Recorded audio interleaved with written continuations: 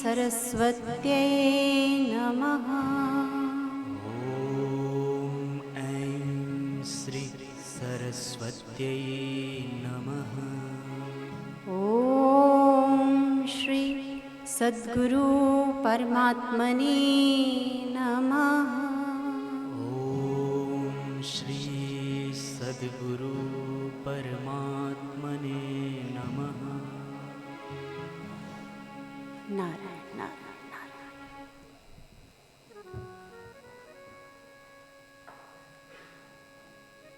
यहाँ पर उपस्थित सभी विद्यार्थी, मेरे साधक भाई बहन एवं गुरु भक्तों को मेरा प्रणाम। तो विद्यार्थियों ने आज नूतन वर्ष के दिन शुभ दर्शन किए।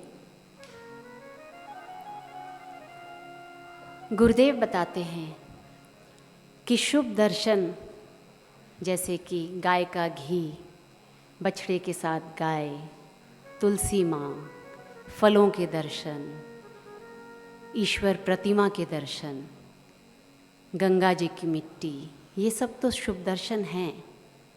लेकिन वो लोग परम सौभाग्यशाली होते हैं जिन्हें संतों के दर्शन होते हैं, जिन्हें गुरुद्वार पर आने का सौभाग्य मिलता है। तो जितने भी लोग आज यहाँ उपस्थित हैं वे परम परम सौभाग्यशाली हैं कि गुरु की उन पर विशेष कृपा है। गुरु ने उन्हें अपने द्वार पर बुलाया है। दीपावली नूतन वर्ष के पावन अवसर पर आप सब गुरुद्वार पर आए। किसी की भी अपनी ताकत नहीं कि वो आ सके। गुरुदेव जिसको बुलाते हैं वही लोग इस द्वार पर आ पाते हैं। महाभारत में बताया गया है कि वर्ष के प्रथम दिन जो व्यक्ति प्रसन्न रहता है, आनंदित रहता है, वो पूरे वर्ष भर प्रसन्न रहता है। तो इसलिए सब के सब आप सब तो आज आनंदित होंगे ही, क्योंकि आप गुरुद्वार पर आए हुए हैं। आप लोगों की तो सच्ची दिवाली हो रही है, क्योंकि आप लोग जप कर रहे हैं, अनुष्ठान कर रहे हैं, अपने जीवन को सार्थक कर रहे हैं। गुरुदेव बताते हैं कि 3 प्रकार के तीर्थ होते हैं: स्थावर तीर्थ, जंगम तीर्थ और आत्म तीर्थ।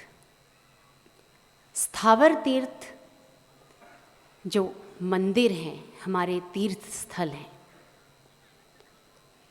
और जब स्थावर तीर्थों में जो स्थापित देवी देवता हैं उनकी कृपा हम पर होती है तो हमें जंगम तीर्थ की शरण प्राप्त होती है।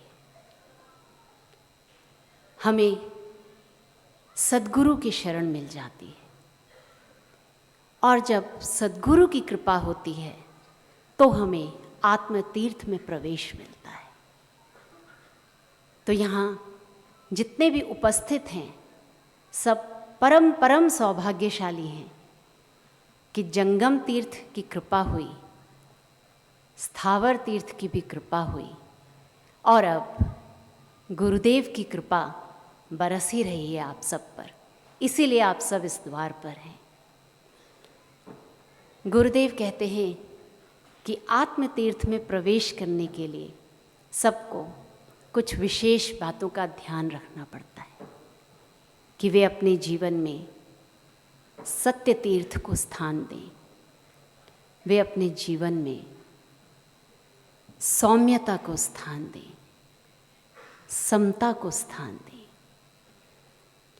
तो हम सब गुरुदेव से ही प्रार्थना करें कि वे ही हमें इन सब गुणों से सुसज्ज बनाएं, ताकि हमें आत्मतीर्थ में प्रवेश मिल सके।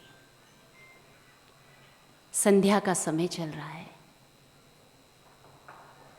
सब बच्चों की जप की संख्या पूर्ण हो गई है कि बाकी है? ठीक है। आज नूतन वर्ष की संध्या का समय हम सब भगवान नाम का जप करेंगे। इस समय आप सब अपनी पूर्व निर्धारित संख्या जो माला की है उसे पूर्ण करने में लगे हैं। और अभी अभी कीर्तन भी आप लोगों ने सुना, तो सब टंक विद्या करेंगे। गहरा श्वास लेंगे।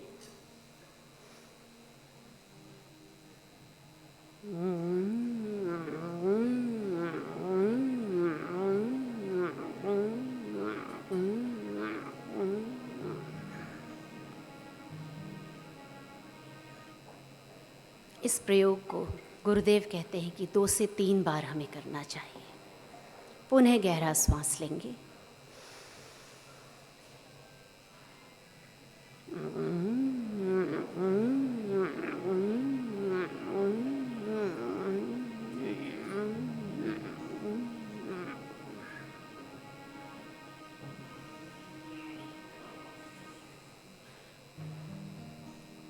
फिर से गहरा श्वास।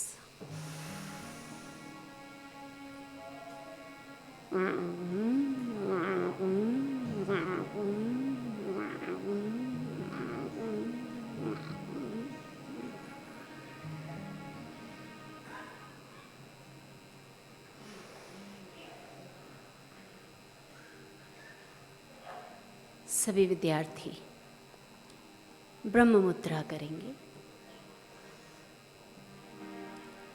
गर्दन श्वास अंदर भर के फिर गर्दन को धीरे धीरे दाईं ओर मोड़ेंगे। आपका कान कंधे पे लगे इस प्रकार मोड़ेंगे, कंधा ऊपर नहीं करेंगे। और फिर धीरे धीरे बाईं ओर। इससे जिनको भी स्पॉन्डिलाइटिस, सर्वाइकल की तकलीफ होती है वो दूर होती है और आध्यात्मिक उन्नति में ये प्रयोग बहुत ही मदद करता है।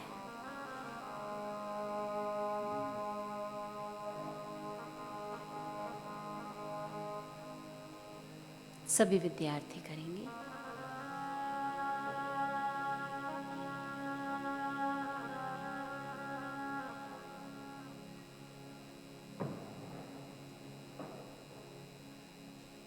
कोई भी गर्दन को झटका नहीं मारेगा, आराम से पहले दाएं तरफ फिर बाएं तरफ 4 से 5 बार ऐसा करेंगे।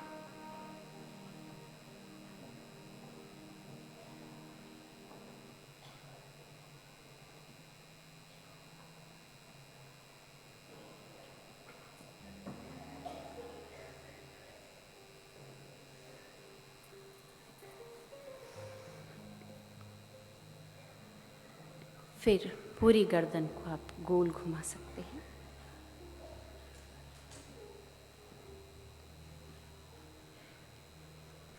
ये आपको मानसिक तनाव से मुक्ति देता है, शांति प्रदान करता है। सभी बच्चे करेंगे।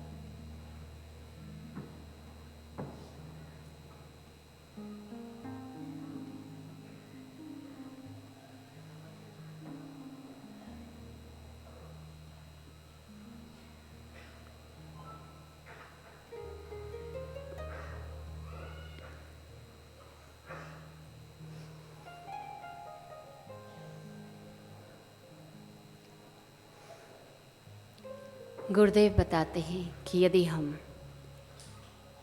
त्राटक के साथ में हरिओम का गुंजन करते हैं 6 से 8 मिनट तक, तो इस गुंजन में इतना सामर्थ्य है कि आपकी भाग्य की रेखाओं को भी बदल सकता है। क्योंकि हरि वो नाम है जो हमारे पाप ताप को हर लेता है और सुख शांति प्रदान करता है।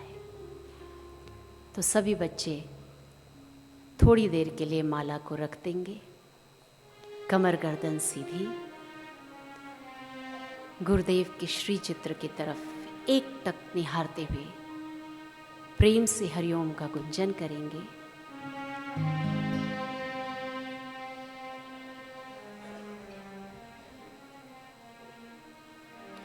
त्राटक के बाद में भले जिसको माला करनी हो वो साथ साथ करते रहें, लेकिन अभी माला को रख देंगे। जो हाथ में माला है वो पूरी कर लें।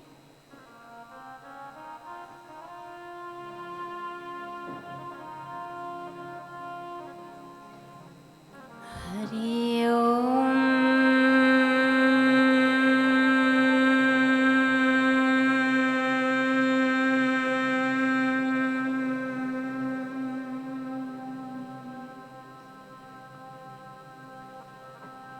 होठों को बंद करके माँ लंबा लेंगे थोड़ा।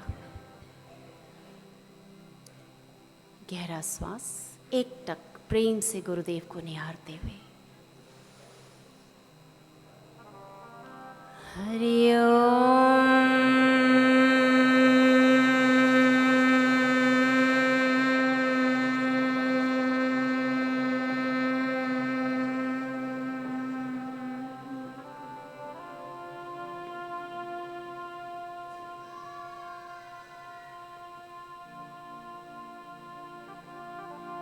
गहरा श्वास,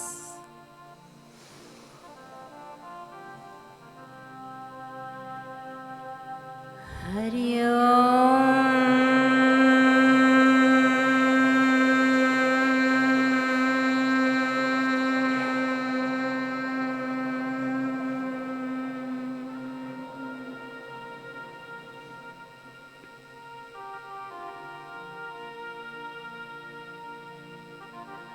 फिर से गहरा श्वास।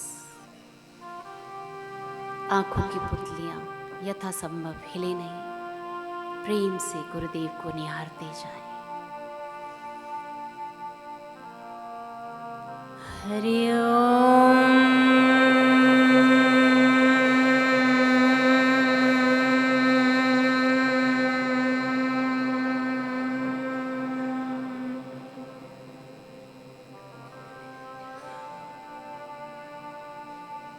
हरि का नाम प्रेम से जपे, भाव के साथ।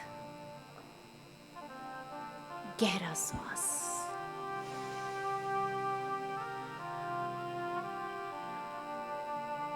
हरि ओम।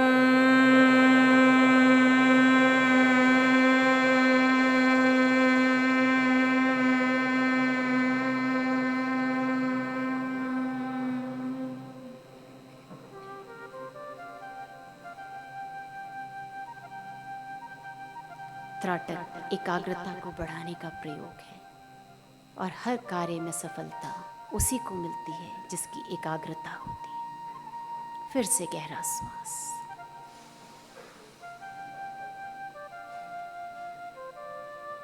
हरि ओम।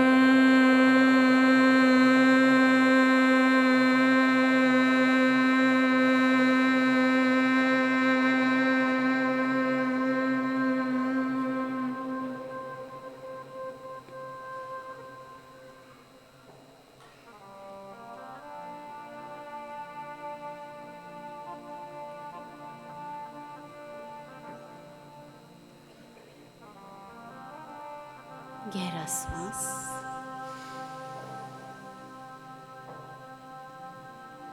हरि ओम।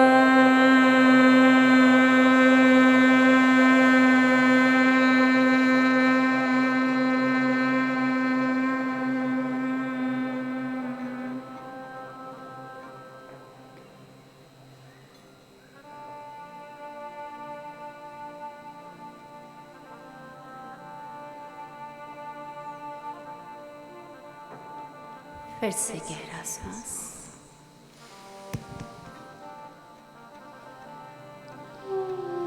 हरि ओम।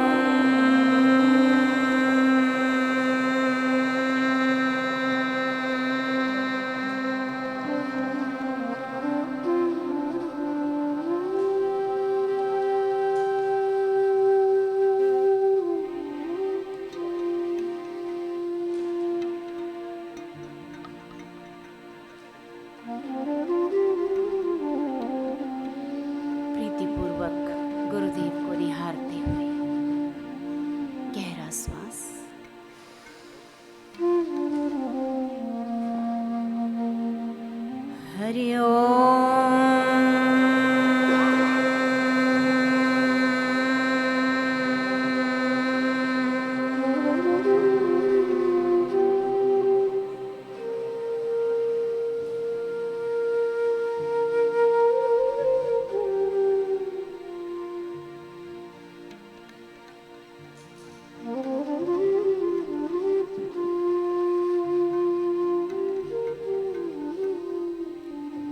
फिर से गहरा श्वास।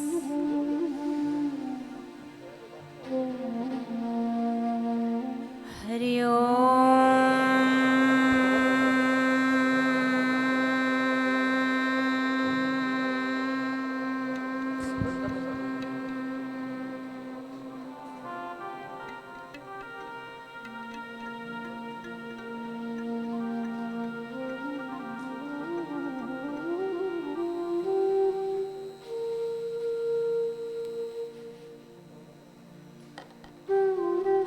गुरुदेव के साथ अपना मानसिक संबंध स्थापित करते जाएं।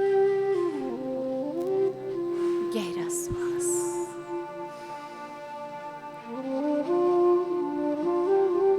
हरि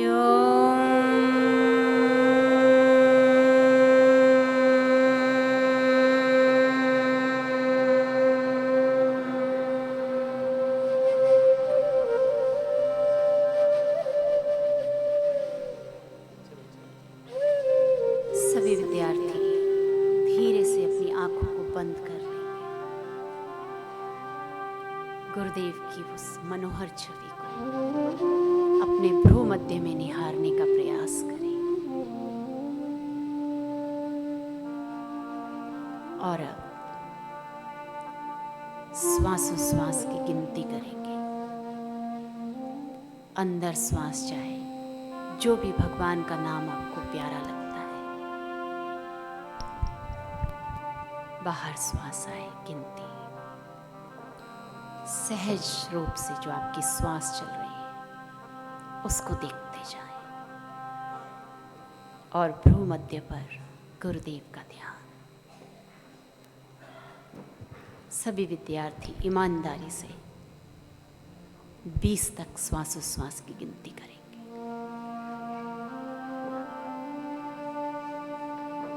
गुरुदेव बताते हैं कि ये बहुत ही उच्च कोटि की साधना है, श्वासोश्वास की गिनती।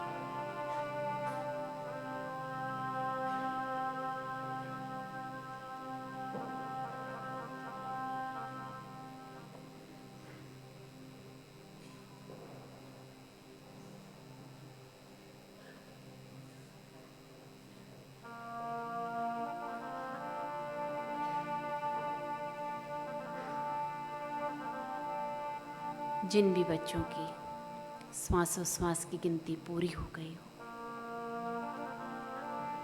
वो दोनों हथेलियों को रगड़कर आंखों पर लगा के धीरे से अपनी आंखें खोल सकते हैं।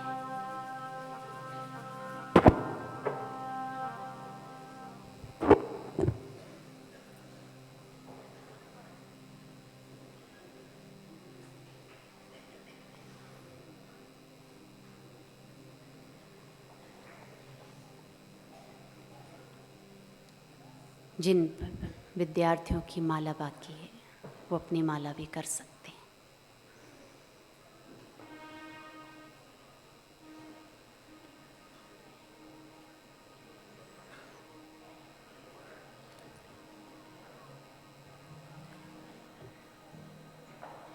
प्राचीन काल में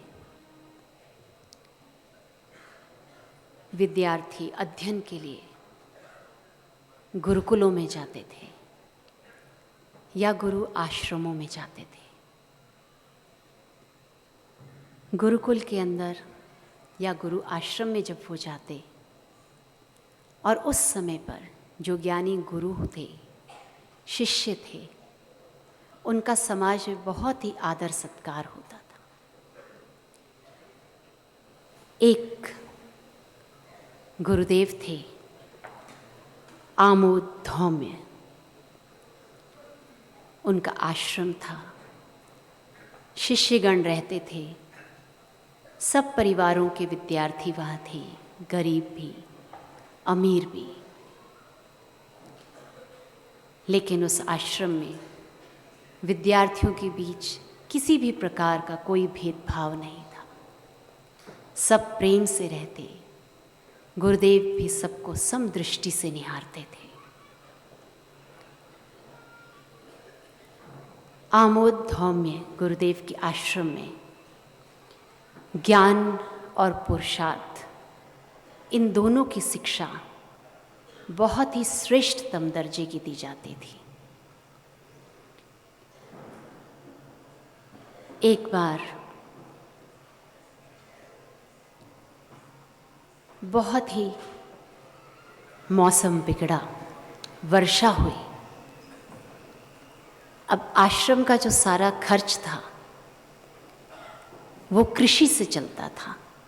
जितने भी साधक थे वो सब कृषि करते थे, उसी से जो उत्पादन होते, उनसे जो आमदनी होती, उससे वर्ष भर आश्रम का खर्च चलता था।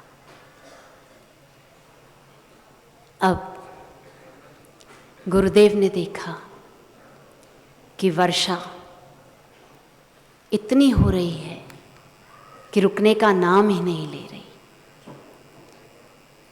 बिजली कड़क रही है, बारिश लगातार हो रही है, आंधी तूफान चल रहा है। गुरुदेव के चेहरे पर चिंता की रेखाएं दिखी। जो भी ब्रह्मज्ञानी गुरु होते हैं ना, उन्हें कभी कोई चिंता नहीं होती।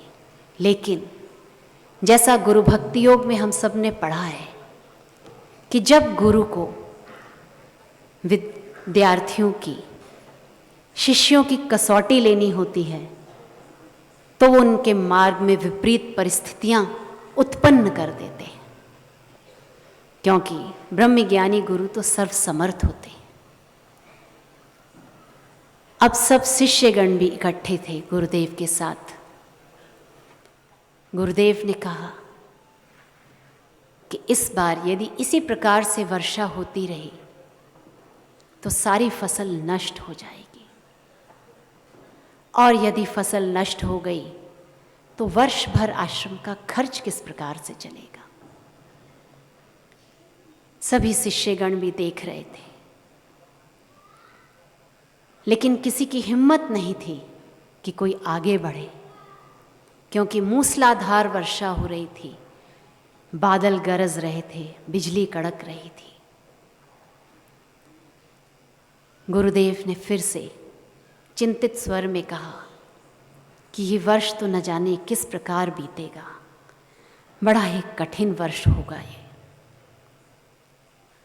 पीछे से एक शिष्य ने बड़े ही विनम्रता भरे शब्दों से कहा कि गुरुदेव, क्या इस समस्या का कोई समाधान नहीं है? तो गुरुदेव ने कहा, हाँ, समाधान है।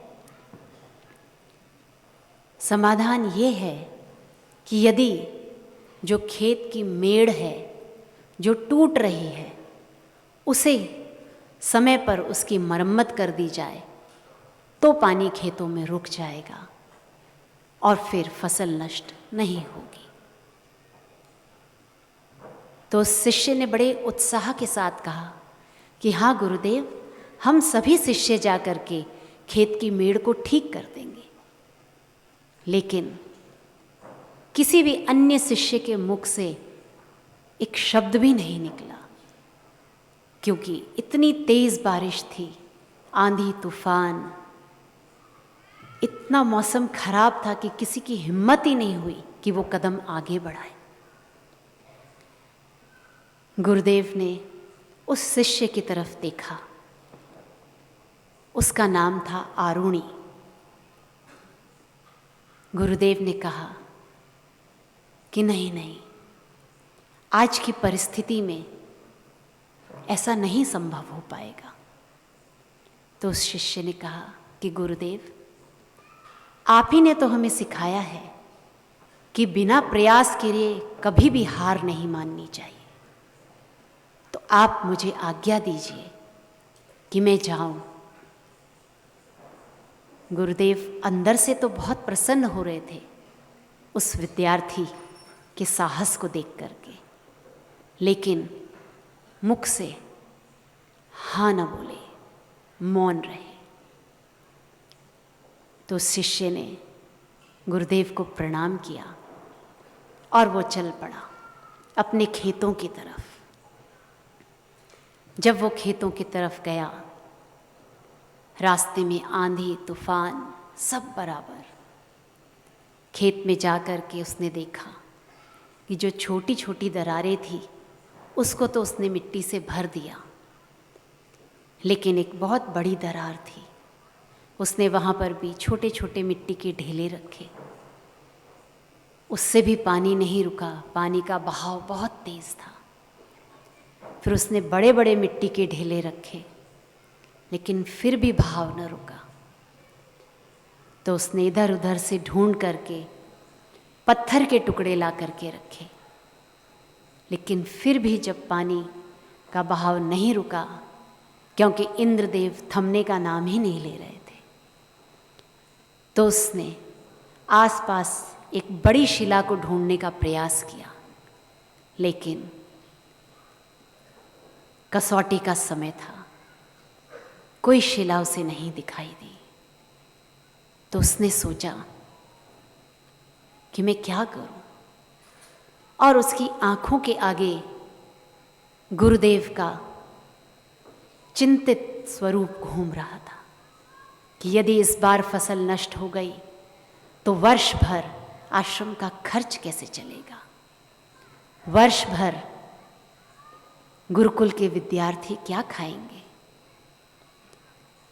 उसने अपने मन को दृढ़ किया और उसने निर्णय लिया कि कुछ भी हो जाए, लेकिन मैं अपने आश्रम की इस फसल को नष्ट नहीं होने दूंगा। और उस मेड़ पे जहाँ दरार थी, वो स्वयं वहाँ पर लेट गया। और जब वो वहाँ लेटा, आंधी तूफान तभी भी चालू था, लेकिन उसका दृढ़ संकल्प, उसको बस एक ही था कि किसी प्रकार से भी मैं गुरु के दैवी कार्य में काम आ जाऊं। मैंने जो गुरु सेवा हाथ में ली है उसमें मैं सफल हो जाऊं। तो वो वहीं अडिग रहा। रात भर वर्षा चली, उसका पूरा शरीर अकड़ गया, लेकिन उसने हार न मानी। और फिर जैसे जैसे प्रातःकाल होने को आया, उस बच्चे की दृढ़ता को देखकर जैसे इंद्रदेव ने भी हार मान ली। वर्षा धीरे धीरे कम हुई तो गुरुदेव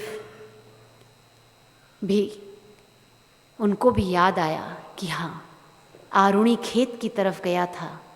उन्होंने दूसरे शिष्यों से पूछा कि क्या आरुणि लौट करके आया?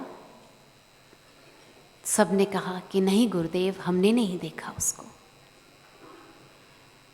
तो गुरुदेव खेतों की तरफ दौड़े, आरुणि को पुकारते हुए।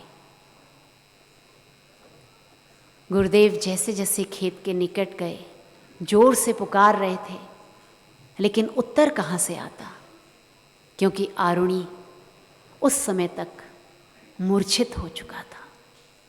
इतनी ठंड, इतनी वर्षा, इतना पानी और रात भर उस परिस्थिति में। गुरुदेव ढूंढते ढूंढते जब आरुणि के पास पहुंचे और उन्होंने देखा कि जो खेत था वो बच गया, लेकिन आरुणि के शरीर को जब उन्होंने हाथ लगाया तो वो ठंडा था, अकड़ा हुआ था। गुरुदेव के नेत्रों से अश्रुधारा बह चली कि कैसा शिष्य। और अंदर अंदर गुरुदेव आनंदित हुए कि जैसे शिष्य की मुझे खोज थी, आज वो शिष्य मुझे मिला। गुरुदेव ने बड़े ही प्रेम से आरुणि के सिर पर हाथ रखा और बोले, पुत्र। गुरुदेव ने जैसे ही आरुणि के सिर पर हाथ रखा, उसकी चेतना पुनः लौट आई, उसकी मूर्छा खुल गई। और जब उसने अपने गुरुदेव की ओर निहारा तो उसने बस यही कहा कि गुरुदेव, फसल बच गई ना। इतना कहना था कि गुरुदेव का हृदय छलक पड़ा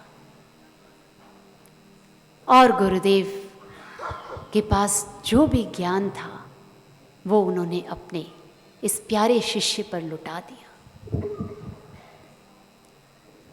और जैसा हमारे गुरुदेव के जीवन में घटना घटी थी, वैसी ही घटना आरुणि के जीवन में घट गई और उसने पूर्णता को प्राप्त किया। तो विद्यार्थियों, आज भी जो समय चल रहा है, जो मीडिया ने इतना कुप्रचार किया, जो धर्मांतरण की आंधियां चली और अब श्रद्धांतरण की आंधी चल रही है, इन सब में भी गुरुदेव भी आप सबके बीच में से बहुत सारे आरुणियों की खोज में है। गुरुदेव भी आप सबसे अपेक्षा रखते हैं कि मुझे भी ऐसे शिष्य अवश्य ही मिलेंगे। तो आप सब आज नूतन वर्ष के सायंकालीन संध्या में दृढ़ संकल्प करें कि हम एक निष्ठ बनेंगे। हमारी निष्ठा यदि होगी तो केवल अपने गुरु के चरणों में, हमारी प्रीति यदि होगी तो केवल गुरु के वचनों में, हमारी श्रद्धा की डोर यदि बंधेगी तो केवल अपने गुरु के चरणों के साथ। सभी विद्यार्थी, आप सब का कर्तव्य है कि गुरुदेव को दक्षिणा देनी चाहिए हमें। तो गुरुदेव चीज वस्तु तो लेते नहीं है, तो आज आप सब के सब इतनी सी दक्षिणा जरूर गुरुदेव को दें कि गुरुदेव, आपके चरणों में हमारी श्रद्धा 100% हो जाए, हमारी प्रीति की डोर केवल आपकी ओर खींची चली आए। चाहे कोई कुछ भी कहे, लेकिन हमारी निष्ठा केवल आपके प्रति हो कि गुरुदेव, आपके श्रीमुख से जो वचन निकले वही हमारे जीवन का सार बन जाए और जैसा आप चाहते हैं वैसा हमारा जीवन बन जाए।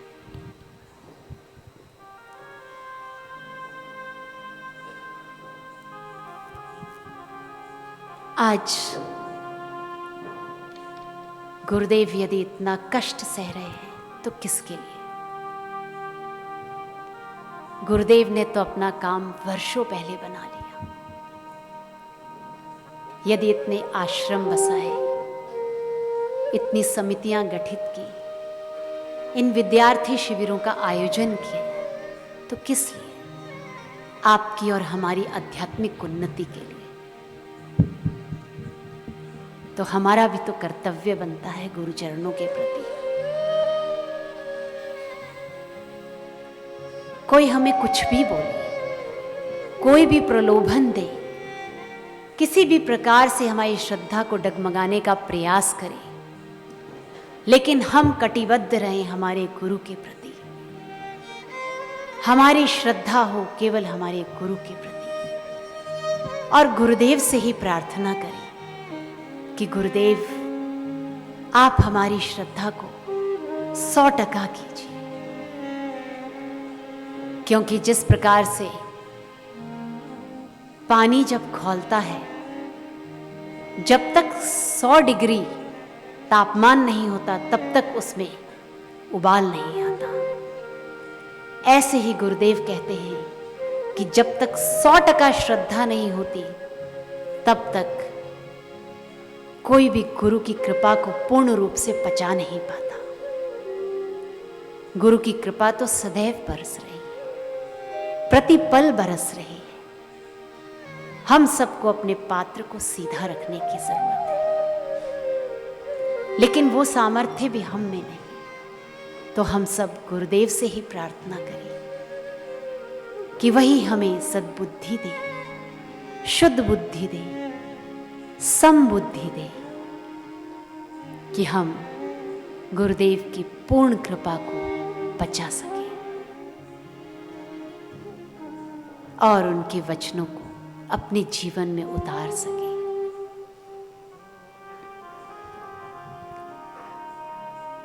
गीता जी की 16वें अध्याय का प्रथम श्लोक भी यही दर्शाता है कि आरुणि के जीवन में जो लक्षण देखने को मिले। श्लोक है, अभयम सत्व संशुद्धिर ज्ञान योग व्यवस्थिति दानम दमश्च यज्ञश्च स्वाध्यायस्तपः आर्जवम्। आरुणि ने अपने जीवन में निर्भयता लाई। आरुणि ने अपने जीवन में दृढ़ संकल्प लाया, अपने अंतःकरण को पूर्ण रूप से निर्मल बनाया, तप लाया, कष्ट को सहने की तैयारी रखी और गुरु कृपा को पचाया। आप सब भी गुरुदेव से ही प्रार्थना करें कि हमारे जीवन में भी ये सारे गुण आ जाएं, ताकि हम भी एक पूर्ण शिष्य बन सकें। सभी विद्यार्थी इस श्लोक को अवश्य ही याद कर लें और इसे जीवन में उतारने का प्रयास करें।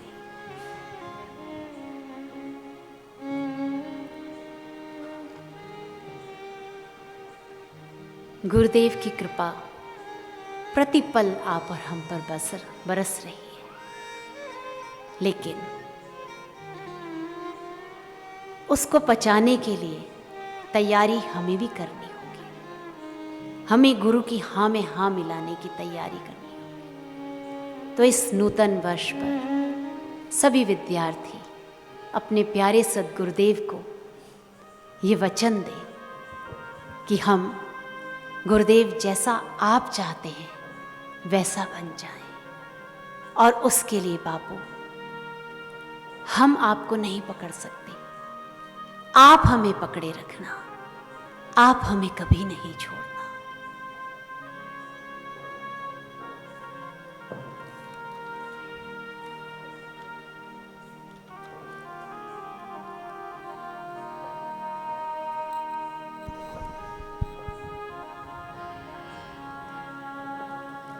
मेरे दिल में बसे गुरुदेव तुम हो,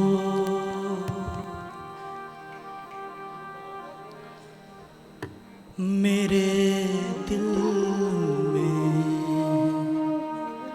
बसे गुरुदेव तुम हो।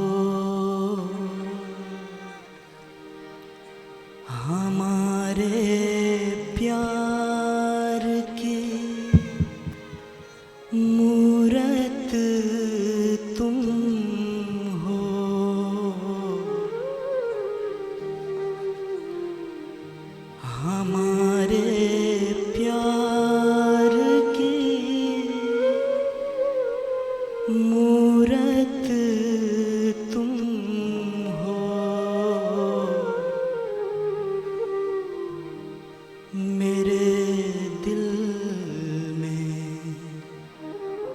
बसे गुरुदेव तुम हो।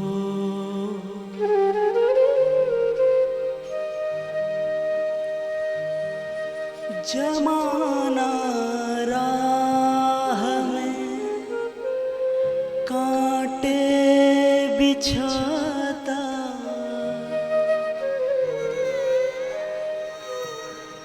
जमाना राह में कांटे बिछाता, मुझे क्या मैं तो तेरी राह चलता, मुझे क्या मैं तो तेरी राह चलता। मेरे दिलबर मेरे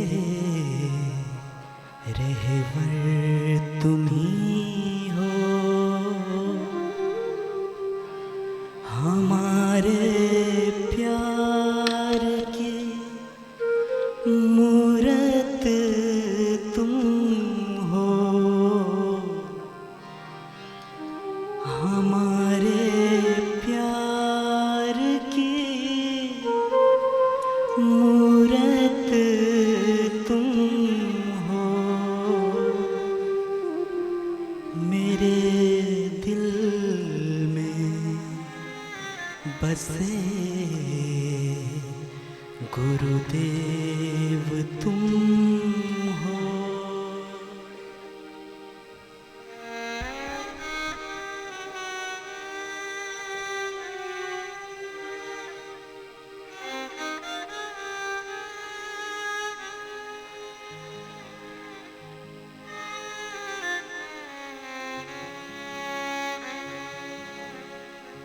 गुरुदेव ने हम सब के पीछे बहुत मेहनत की है। मैं अपना ही एक अनुभव यदि आपको बताऊं कि जब मैंने दीक्षा ली थी, मुझे मंत्र जप में बिल्कुल भी रुचि नहीं थी। माला करना तो एक बहुत बड़ी चीज़ लगती थी।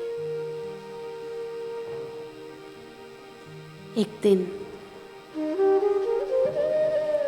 मेरी माँ ने कहा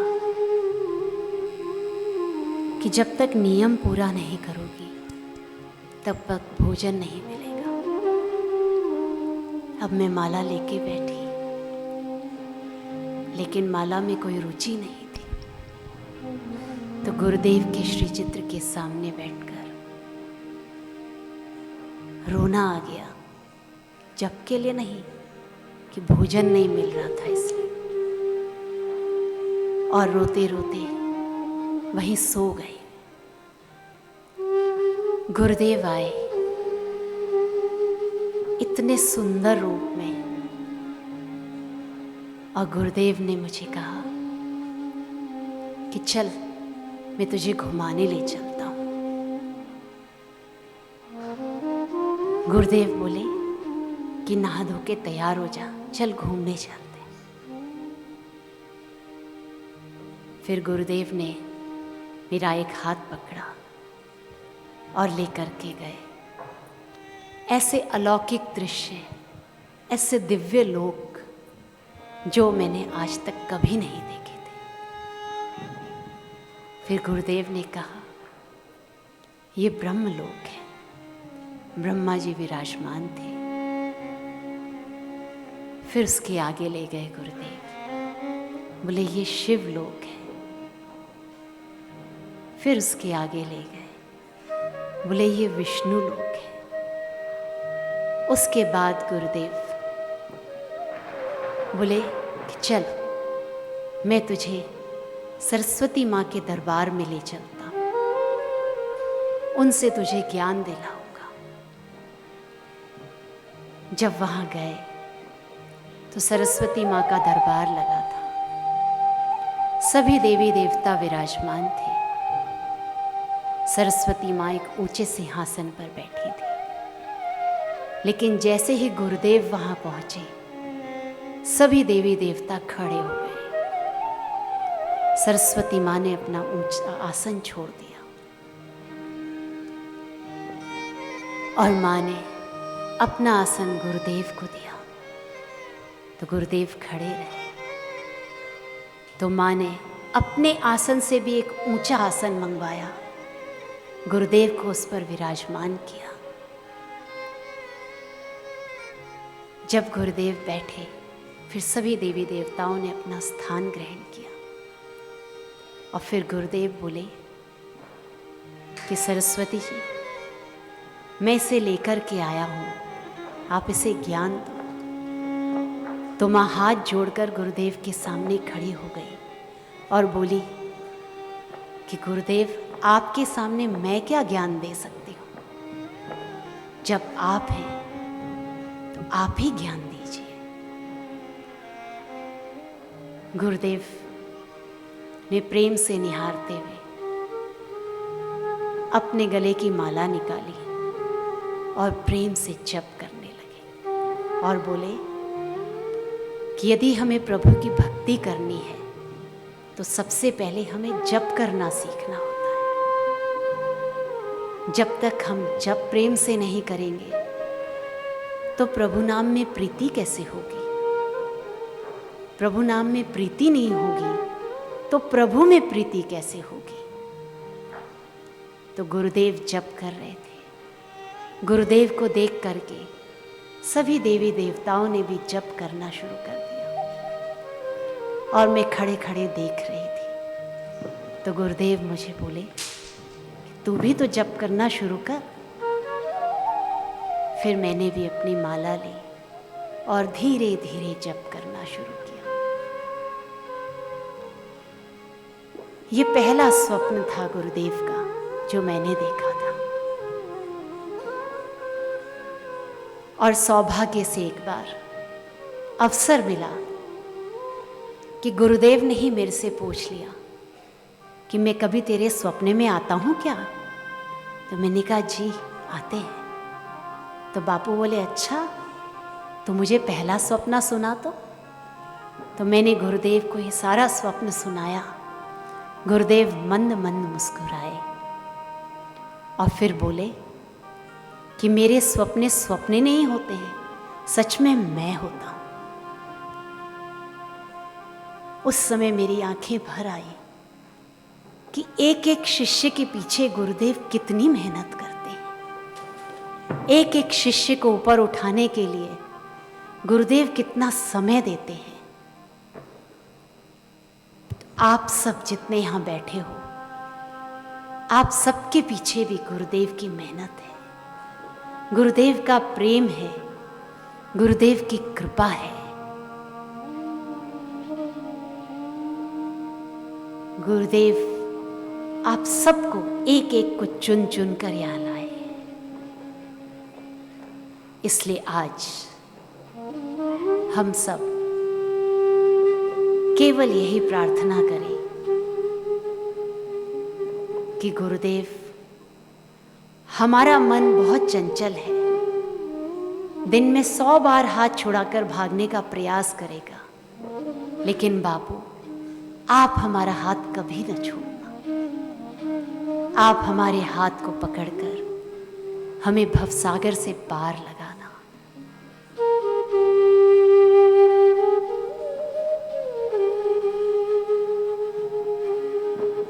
हमारे गुरुदेव सर्वसमर्थ हैं।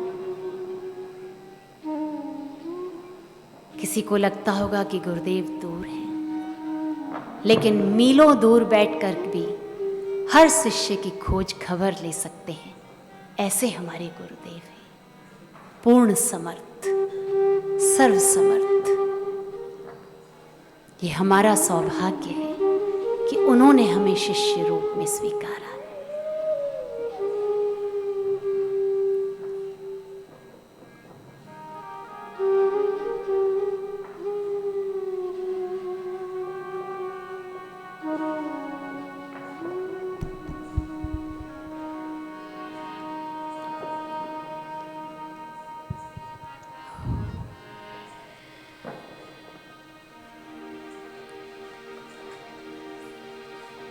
गुरुदेव की महिमा बताने जाते हैं तो वाणी मौन हो जाती है, शब्द नहीं मिल पाते।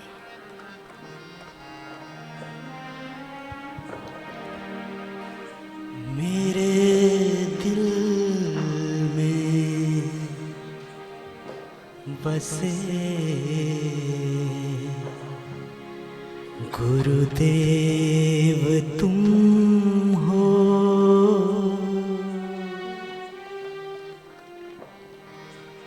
मेरे दिल में बसे गुरुदेव तुम हो। तुझे मिलने को दिल बेचैन रहता,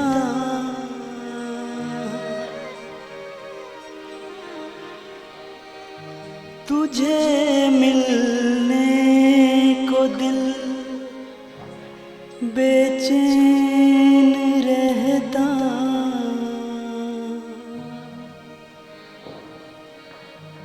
तुझे देखें तो दिल को चैन मिलता। मेरी धड़कन मेरी हर सांस तुम हो,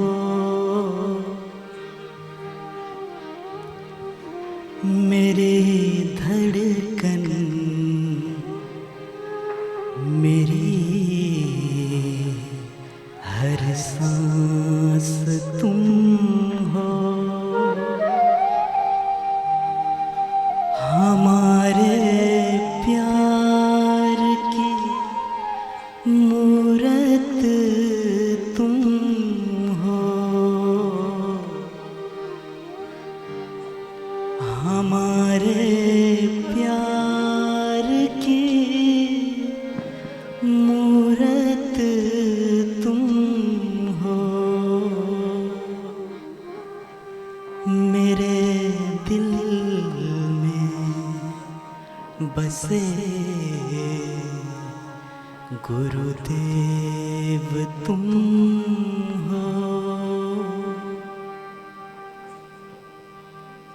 आज मैं सब बच्चों से एक प्रार्थना करती हूँ कि गुरुदेव के उत्तम स्वास्थ्य के लिए आज नूतन वर्ष के शाम को सभी विद्यार्थी ओम हंसम हंसा मंत्र की कम से कम 10 माला अवश्य करके गुरु चरणों में अर्पित करें कि हमारे गुरुदेव सदैव स्वस्थ रहे, हमारे गुरुदेव चिरंजीवी हो, हमारे गुरुदेव की आयुष्य लंबी हो।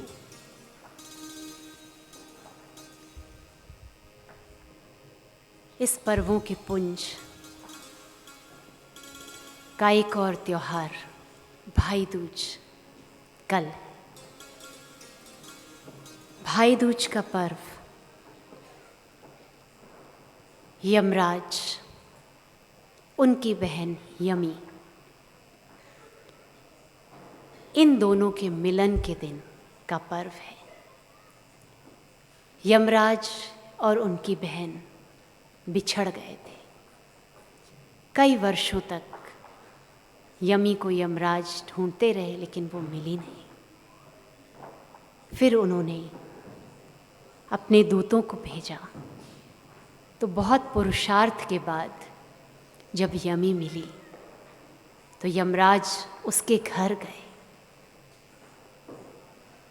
जब यमराज उसके घर गए तो भाई को इतने समय के बाद देख करके बहन का हृदय आनंदित हो उठा, प्रसन्न हो उठा और उसने बड़े ही प्रेम से अपने भाई के लिए भोजन बनाया।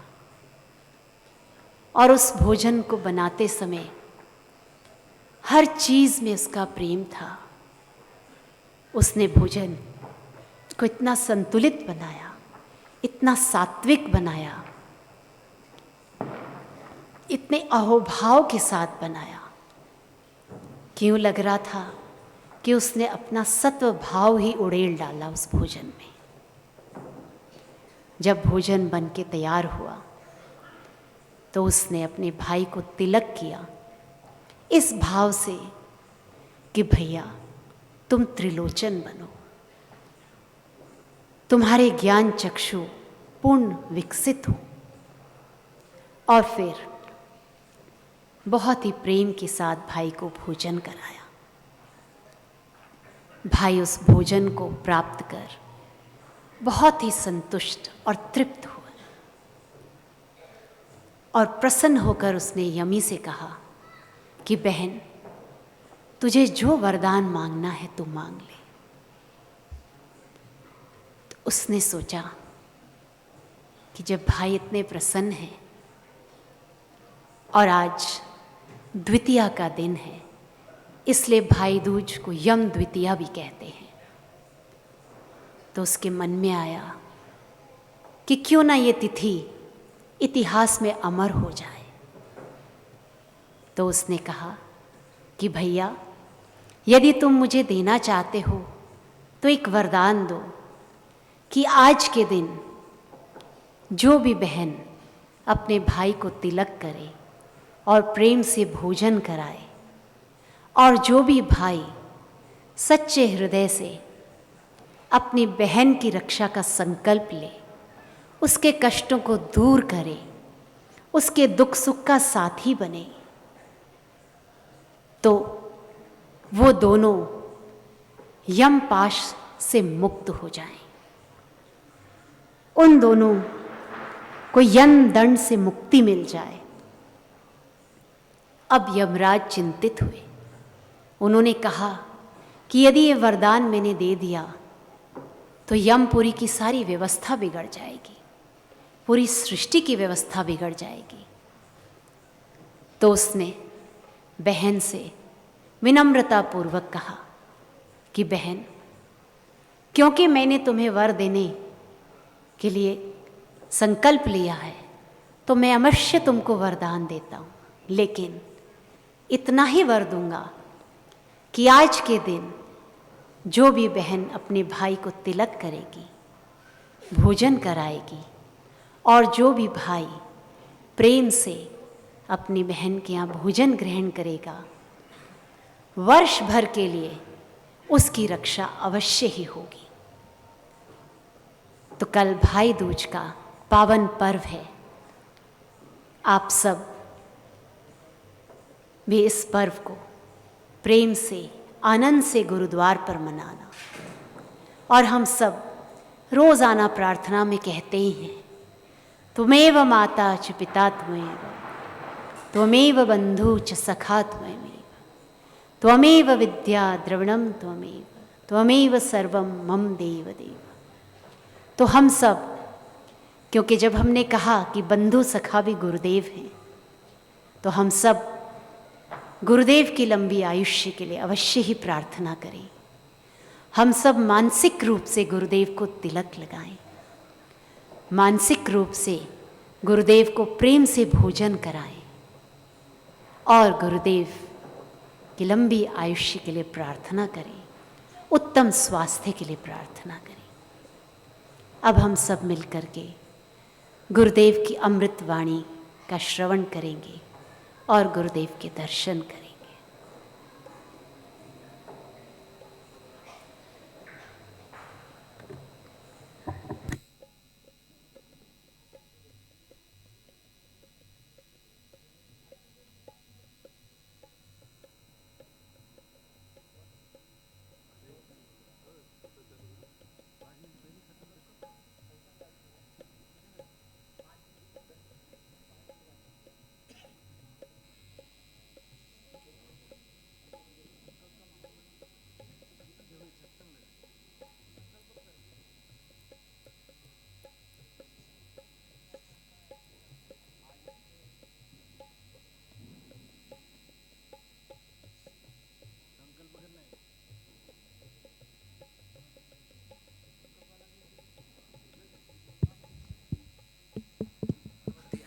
अतिथि के रूप में कि ब्राह्मण तुमको तो आशीर्वाद दिया, तुम्हारा भला हो, तो ये तो तुम्हारा सर्वनाश हो गया।